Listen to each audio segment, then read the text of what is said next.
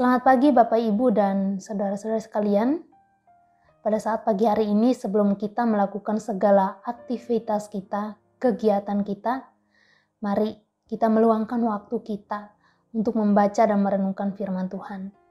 Sebelum kita membaca dan merenungkan firman Tuhan, mari kita berdoa, memohon hikmat dari Tuhan supaya kita dapat mengerti, memahami akan apa yang kita baca pada pagi hari ini. Mari kita berdoa. Tuhan Yesus, bersyukur untuk pagi hari yang indah ini. Kami boleh bangun dengan tubuh yang sehat. Kami boleh bangun dengan kekuatan yang baru. Sebelum kami melakukan segala aktivitas kami mau membaca akan firman-Mu, merenungkan akan firman-Mu. Tuhan berikan kami hikmat, pengertian, sehingga kami dapat mengerti dan memahami akan kebenaran firman-Mu. Kami menyerahkan waktu yang singkat ini dalam tangan kasih-Mu. Dalam nama Tuhan Yesus kami berdoa dan bersyukur. Amin. Ya Bapak Ibu sekalian, firman Tuhan yang menjadi renungan kita pada pagi hari ini, saya ambil dari Kejadian pasal 39 ayat 1 sampai 23. Ya, Yusuf adalah seorang tokoh Alkitab yang cukup terkenal di Perjanjian Lama, khususnya Kejadian. Nah, cerita mengenai kehidupan Yusuf ini adalah sebuah cerita yang sangat saya suka waktu SD ya. Ya sekarang juga saya masih suka ya. Jadi ketika waktu saya SD, sebelum tidur saya tuh selalu baca cerita kehidupan Yusuf ini. Dari dia lahir, diperlakukan bagaimana di keluarga. Jadi saya sangat suka, ceritanya menarik dan juga menegangkan ya. Saya baca cerita Yusuf itu sama kayak melihat sebuah film begitu ya. Tapi ini cerita bukan film, tapi cerita yang benar-benar nyata, yang benar-benar terjadi. Saya yakin bahwa Bapak Ibu juga kalau kita ngomong soal Yusuf, Bapak Ibu juga pasti sudah tidak asing dengan cerita kehidupan Yusuf ini. Nah, kalau kita lihat ya keseluruhan kehidupan si Yusuf ini, dia banyak mengalami penderitaannya. Meskipun dia adalah anak kesayangan daripada ayahnya, tapi dia dibenci oleh saudara-saudaranya. Mereka berencana untuk membunuh si Yusuf. Bahkan mereka menjual Yusuf. Nah, di pasal 39 ini diceritakan bahwa Yusuf dibeli oleh seorang pegawai istana Firaun.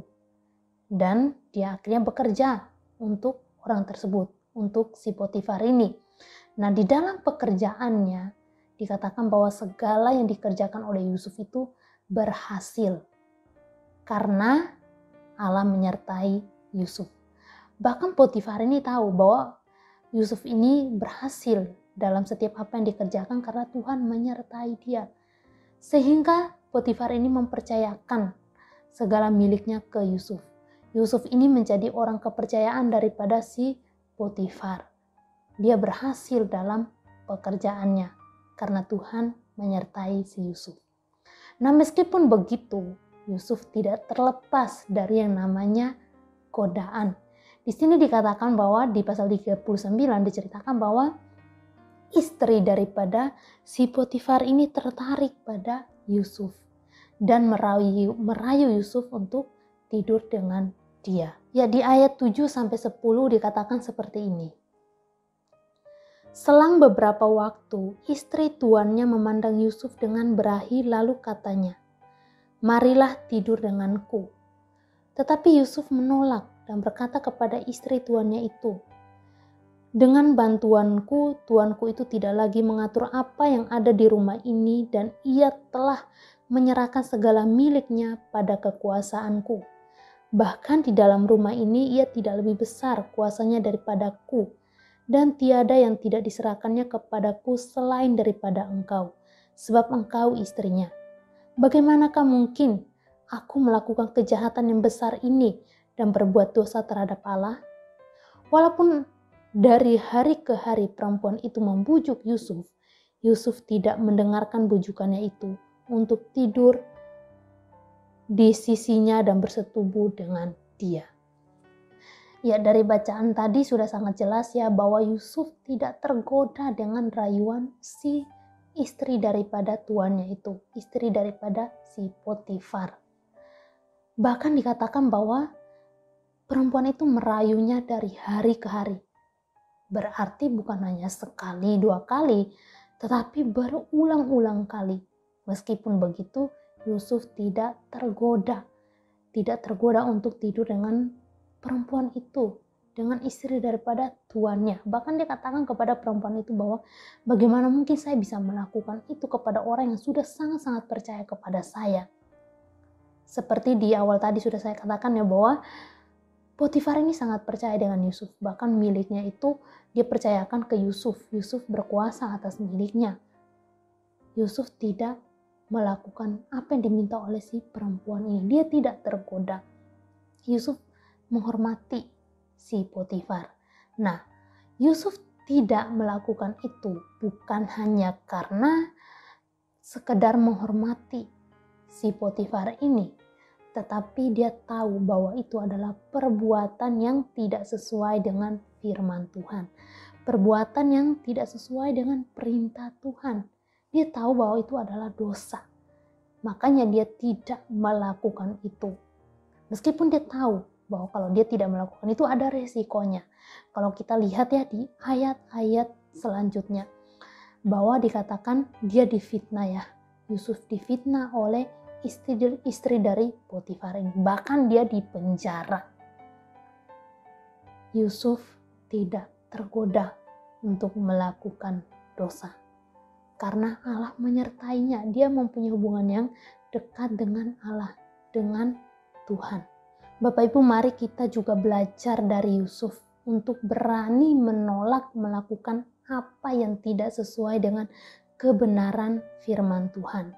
Meskipun mungkin kita kalau melanggar firman Tuhan, melakukan yang tidak benar, ada hal-hal yang menjanjikan, membawa keuntungan mungkin bagi kita, atau mungkin kehidupan kita terancam. Tetapi kita belajar bahwa Allah tidak pernah meninggalkan kita. Sama seperti dia menyertai Yusuf, dia juga menyertai kita.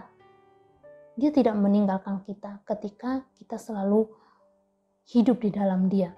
Iblis itu mempunyai banyak cara untuk membuat kita jatuh di dalam dosa, membuat kita tergoda untuk melanggar perintah Allah. Dia bekerja lebih giat. Maka kita sebagai anak Tuhan juga harus bekerja lebih giat untuk menang melawan setiap godaan-godaan yang datang di dalam kehidupan kita. Caranya adalah gimana? Kita harus memiliki relasi yang lebih intim dengan Tuhan. Kita harus terus dekat dengan Tuhan. Di dalam kehidupan kita, kita mau berjalan bersama dengan Tuhan. Melibatkan Tuhan di dalam kehidupan kita. Kalau kita hidup terus dekat dengan Tuhan, kita berjalan bersama dengan Tuhan, maka setiap godaan yang datang di dalam kehidupan kita, kita diberikan kekuatan untuk bisa menang melawan setiap godaan yang ada di dalam kehidupan kita. Tuhan yang memberikan kita cara, hikmat untuk bisa melawan setiap godaan yang datang, yang membuat kita yang mungkin bisa jauh dari Tuhan, jatuh dalam dosa. Kita percaya bahwa Tuhan punya kuasa, Tuhan punya kekuatan yang lebih besar daripada godaan-godaan yang datang di dalam kehidupan kita.